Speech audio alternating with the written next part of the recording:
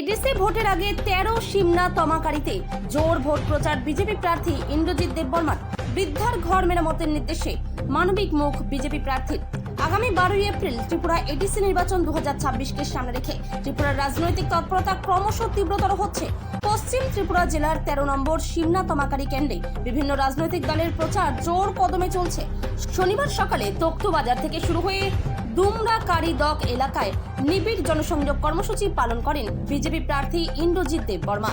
এই ভোট প্রচার সন্ধে পর্যন্ত চলবে বলে বিজেপি প্রার্থী ইন্দ্রজিৎ দেববর্মার দাবি।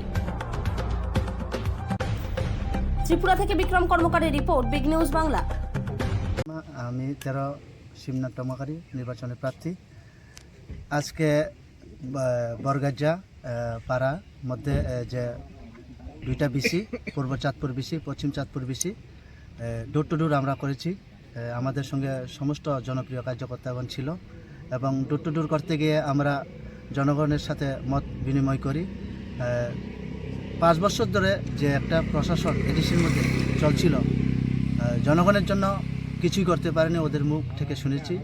রাস্তাঘাট এখনও কী বলবো, বাসের ছাউনি দেওয়া, এরপরে দেখছি এখানে কি বিভিন্ন রকম সরকারি প্রকল্পের সুযোগ সুবিধা ওনাদের কাছে পৌঁছায় না এবং বিভিন্ন রকম থেকে বঞ্চিত।